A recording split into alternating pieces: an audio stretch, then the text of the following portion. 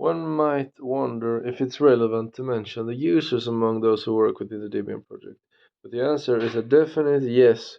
They play a critical role in the project. Far from being passive, some users run development versions of Debian who regularly file bug reports to indicate problems. Others go even further and submit ideas for improvement by filing bug reports with a severity level of wishlist, or even commit corrections to the source code called patches. 1.3.2.1 Reporting bugs. The fundamental tool for submitting bugs in Debian is the Debian Bug Tracking System, Debian BTS, which is used by large parts of the project. The public part, the web interface, allows users to view all bugs reported with the options to display a sorted list of bugs selected according to various criteria such as affected package, severity status, addresses of the reporter, addresses of the maintainer in charge of it tag, etc.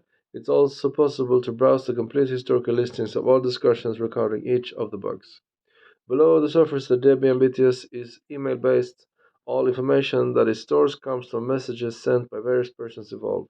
Any emails is sent Person may close a bug by writing a message to the mail.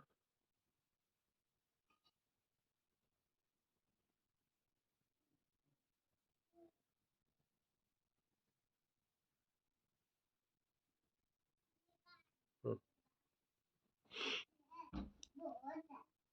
New bug is reported by sending email. To submit at bugs according to a specific format with the edited package in question. Con- the address allows this address email address allows the editing of all the meta information related to a bug.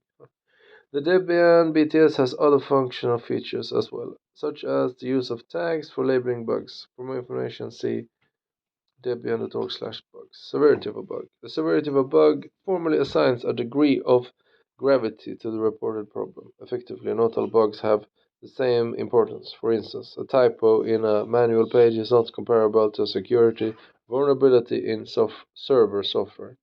Debian uses an extended scale to describe the severity of a bug. Each level is defined precisely in order to facilitate the selection thereof. Users can also use the command line to send their bug reports to the Debian packet with the report bug tool. It helps making sure the bug in question hasn't already been filed, thus preventing redundancy in the system. It reminds the user of the definitions of the severity levels for the report to be as accurate as possible. The developer can always fine-tune these parameters later if needed.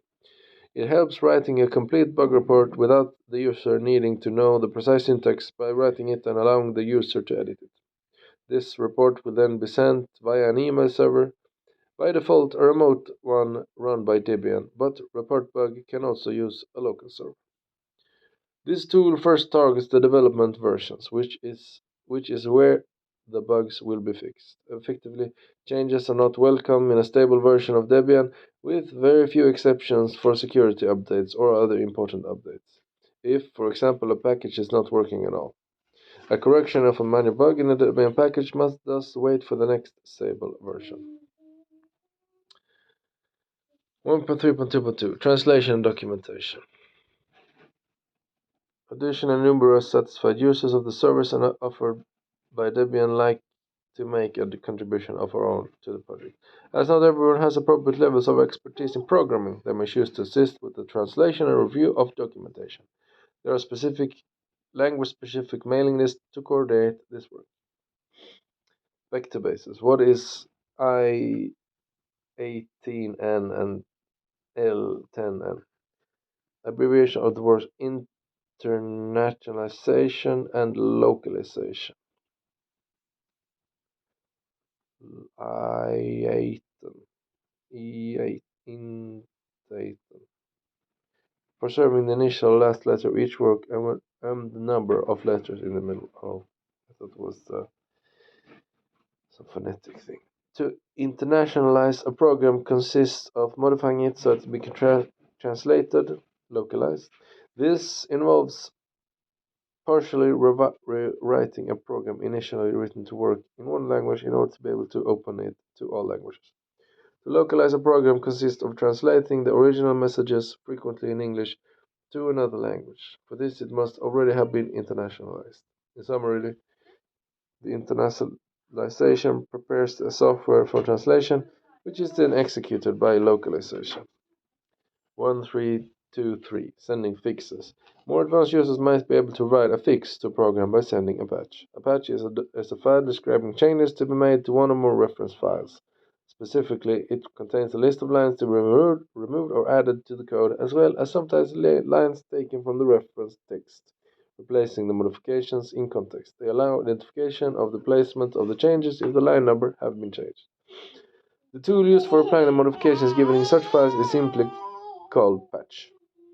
The tool that creates it is called a diff, and it used as follows: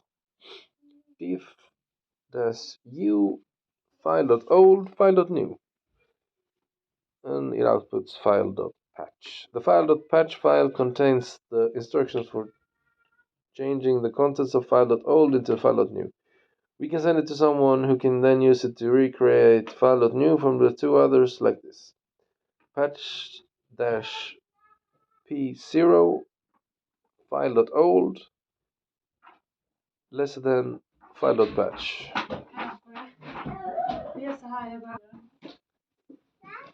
The file.old is now identical to file.new. In practice, most servers is currently maintaining Git repositories, and contributors are thus more likely to use Git to receive the source code and propose changes. Git diff will generate a file in the same format as what diff./u would do, and git apply can do the same as patch.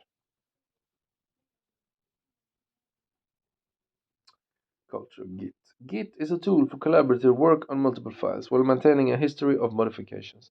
The files in question are generally text files, such as a program's source code. If several people work together in the same file, Git can merge the alterations made if they were made to different portions of the file.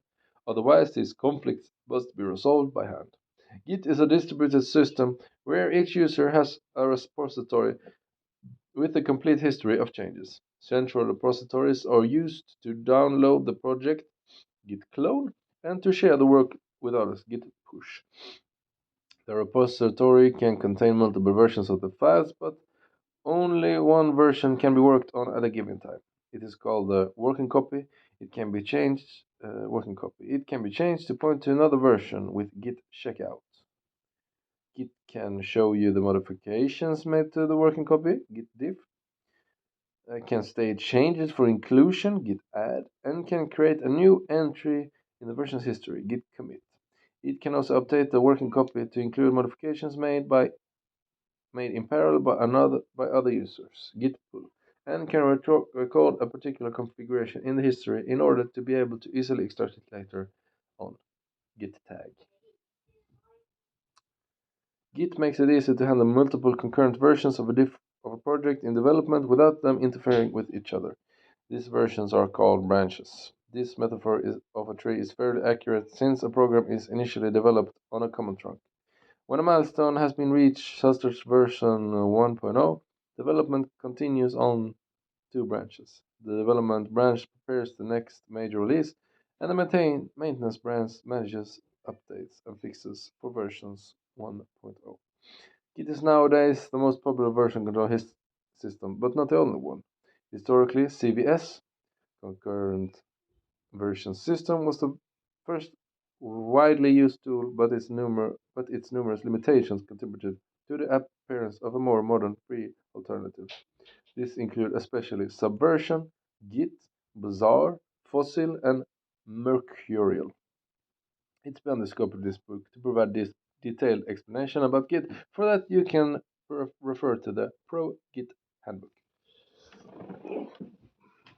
This email-based, while the output of git diff is a file that can be shared with other developers, there are usually better ways to submit changes. If the developers prefer to get patches by email, they usually want patches generated with git format patch, so they can be directly integrated in the repository with git am.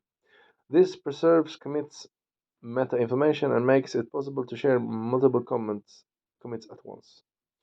This email-based workflow is still popular, but it tends to be replaced by the uses of merge requests or pull requests whenever the software is hosted in a platform like GitHub or GitLab, and Debian is using GitLab on its salsa.debian.org server.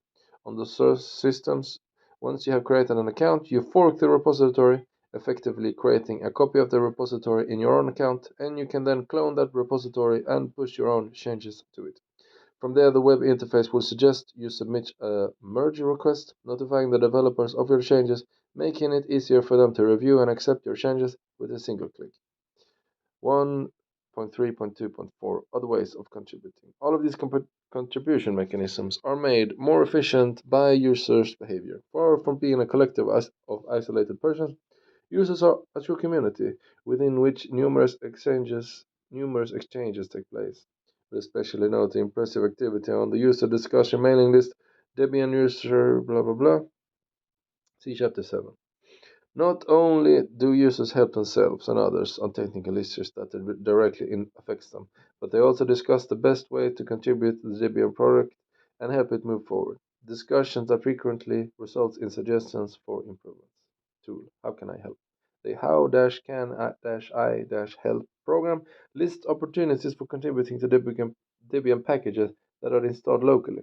After each apt invocation, see Chapter 6, Maintenance and Updates, the apt tools.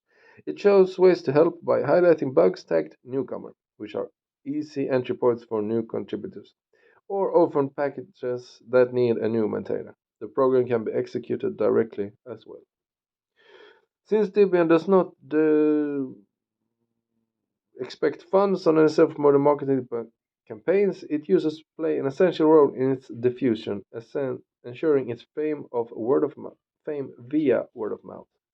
This method works quite well since Debian fans are found at all levels of the free software community, from install parties, workshop for seasoned users as its newcomers to install the systems, organized by local LUGs or Linux user groups, to associate booths at large tech conventions dealing with Linux, etc. Volunteers make posters, brochures, stickers, and other useful promotional materials for the project, which they will make available to everyone, and which Debian provides freely on its website and its wiki. 1.3.3 Teams, Blends, and Sub-Projects. From the start, Debian has organized around the concept of source packages, each with its maintainers or group of maintainers. Many work teams have emerged over time, and during my research. Yeah, I get it. There are a lot to do. There are many different teams. Yes, yes, yes. Vocabulary, sub-project blends, and derivative vocabulary, sub-projects, blends, and derivative distributions. The development process for a derivative distribution consists in starting with the particular versions of Debian and making a number of modifications to it. The infrastructure used for this work is completely external to the Debian project. There isn't necessarily a policy for contributing improvements. This difference explains how a derivative distribution may diverge from its origins and why they have to regularly resynchronize with the resources in order to benefit from improvements made upstream.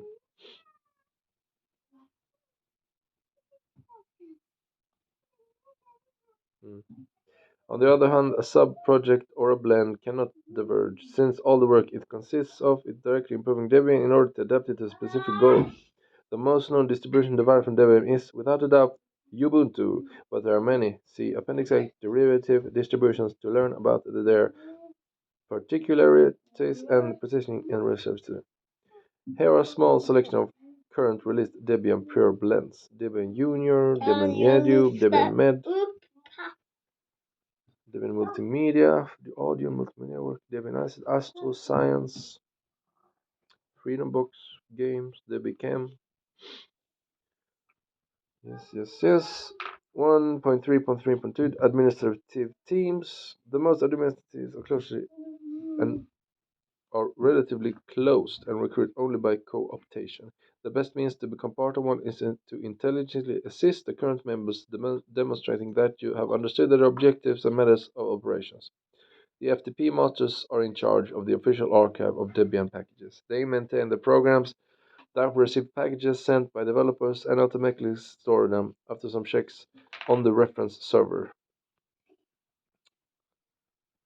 Archive of packages.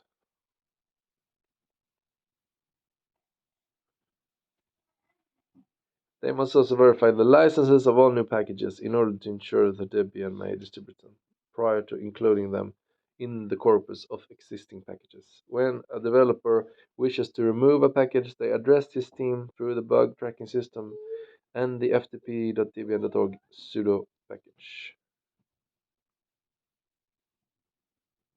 Vocabulary sudo package monitoring tool.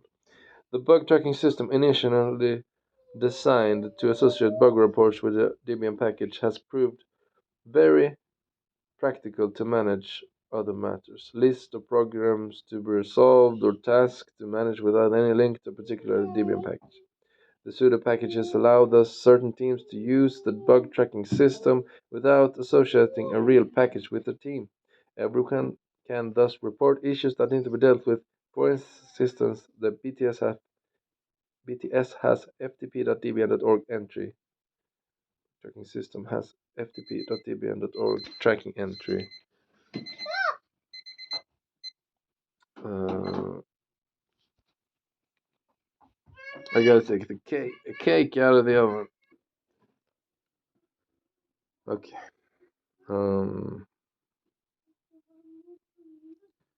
BTS has for instance, the BTS has a ftp.debian.org entry that is used to report and track problems on the official package archive, or simply to request removal of a package. Likewise, the debian.org sudo package refers to errors on the Debian website. Oh, okay.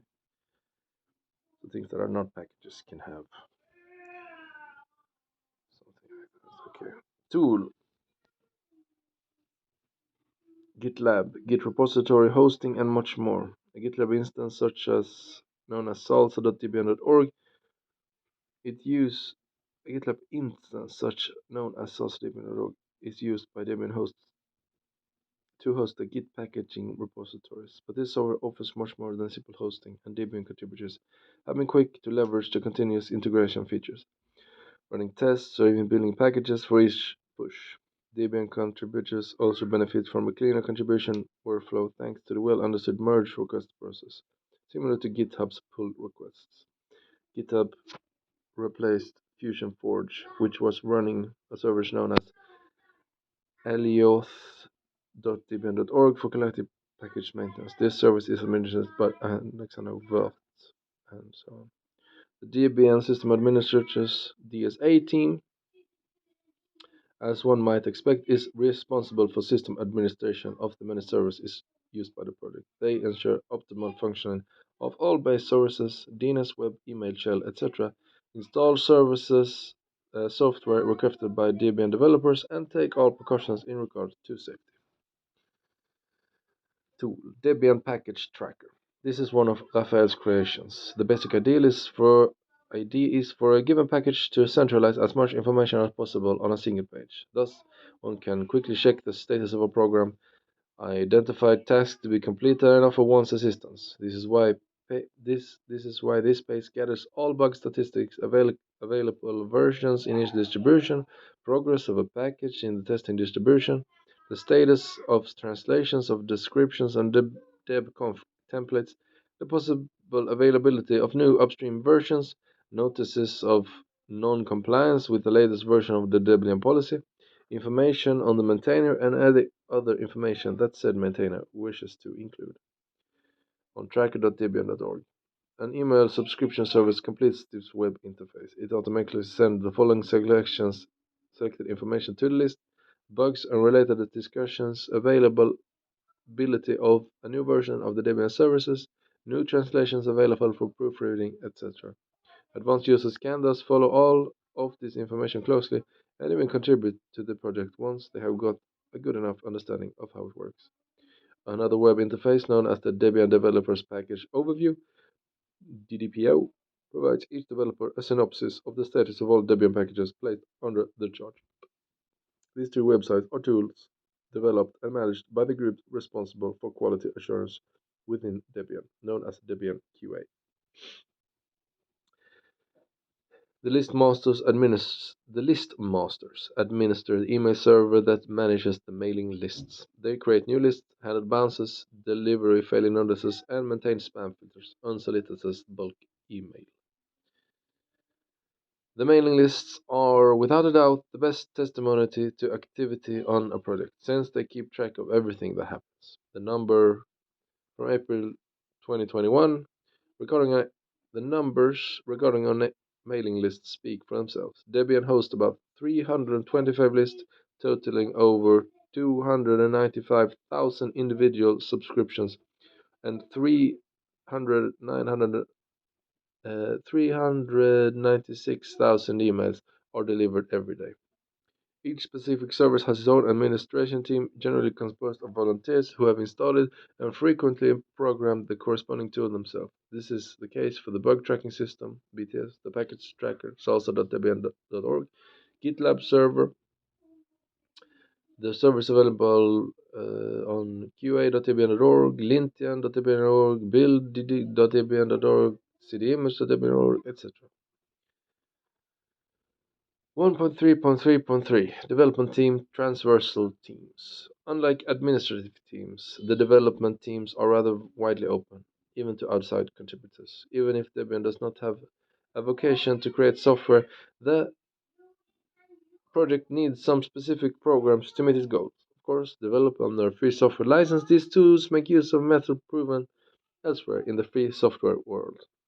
Debian has developed free little software of its own, but certain programs have assured a starring role, and their fame has spread beyond the scope of the project. Good examples are DPKG of the Debian Package Development Programs. It is in fact an abbreviation of Debian Package and generally pronounced as dpackage. Okay, dpackage. And apt, a tool to automatically install any Debian package and its dependencies, guaranteeing the consistency of the system after an upgrade. Its name is an acronym for Advanced Package Tool, APT, Advanced Package Tool. Their teams are, however, much smaller, since a rather high level of programming skill is required to gain an overall understanding of the operation of these types of programs. The most important team is probably that for the Debian installation program, the Debian installer, which has accomplished a work of momentous proportions since its conception in 2001.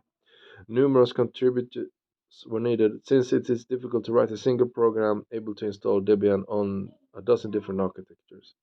Each one has its own mechanisms for booting and its own bootloader. All of this work is coordinated in the Debian boot mailing list under the direction of Cyril Brulbois. The very small Debian/CD program has an even more modest objective. Many small contributors are responsible for their architecture, since the main developer cannot know all the subtitles, nor the exact way to start the installer from the CD-ROM. Many teams must collaborate with others in the activity of packaging. Debian QA tries, for example, mailing list tries, for example, to ensure quality at all levels of the Debian project. The Debian policy lists all Debian policy, develops Debian policy according to proposals from all over the place. The teams in charge of each architecture compile all packages, adapting them to the particular architecture if needed.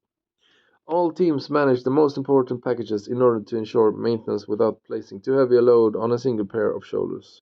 This is the case with the C library and Debian glibc at list.debian.org, the C compiler on the Debian GCC list, or Xorg on the Xorg list. This group is also known as the X Strike Force.